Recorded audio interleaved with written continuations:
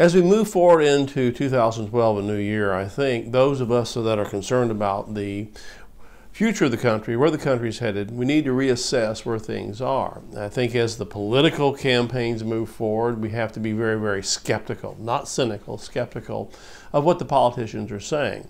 Don't believe what anybody tells you, even in the media. Reassess, read, write, educate.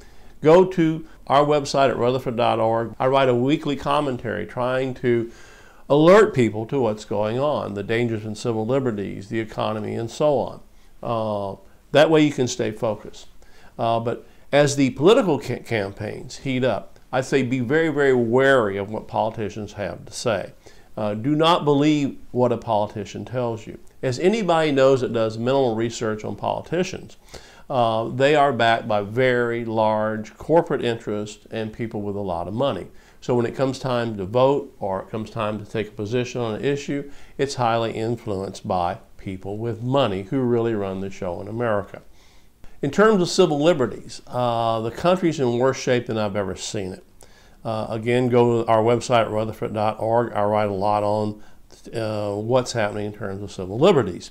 The President of the United States, not too long ago, signed into law the National Defense Authorization Act, which actually allows the military to come to your door, arrest you if he thinks you're an enemy combatant, take you away. You'll end up in detention, military detention, where you will not be able to see your family. And if you're one of those kind of folks that doesn't have connections, you might not even end up with a lawyer. Again, President Obama didn't say, basically said he disagreed with the law that was in the law, but he went ahead and signed it anyway because it gave him immense power. The presidential candidates, Romney and others down the line that are the popular ones, have basically endorsed this particular law. So whoever gets in power is going to continue the civil liberties attacks on our freedom that we're currently seeing. We are a warring empire. And again, I'd say be skeptical of what politicians are saying. Well, President Obama says he's bringing back the troops or scaling back the troops. However, again, if you read one of my commentaries called Privatizing the War on Terror, you'll see that that's not happening. What's happening is any troops are being deployed to other countries such as Israel, Africa, Australia, and ones in Afghanistan and Iraq are being placed with private contractors. There are over 260,000 private contractors operating in Iraq and Afghanistan. And believe it or not, the average American troop that most people support over there in those foreign countries where we're supposedly at war, protecting our freedoms or fighting the war against terror, are making between $19,000 and $25,000 a year, and most of the contractors are making up in the range between $150,000 and $250,000 a year. In other words, the people with money are raking a lot of dough and they're taking it out of the pocket of American taxpayers. Remember when President Obama ran on change and hope, and he was going to reverse all the George Bush civil liberties policies, which of course he has not done, and he was going to make the economy a lot better. Well, almost 4 years into Obama's presidency, and the economy is in really, really terrible straits. People can't find jobs. The mortgage crisis continues. People can't sell their homes. People are on food stamps at a record rate.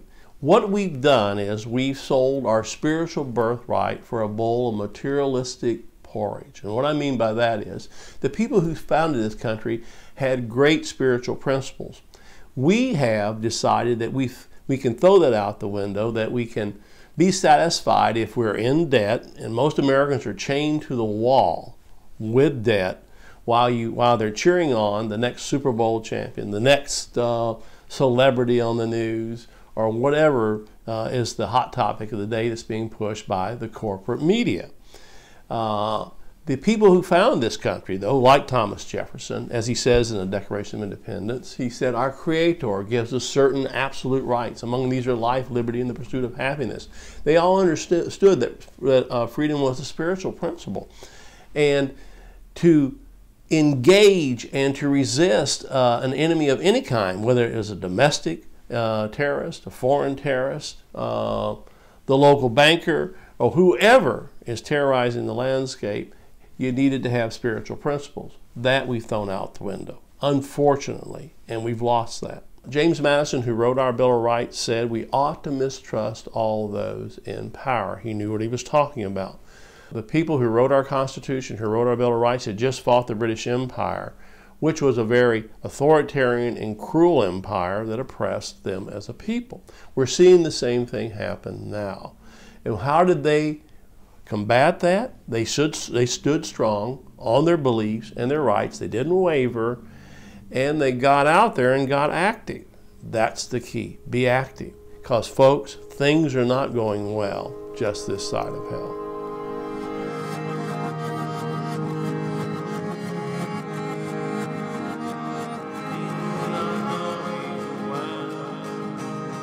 Just this side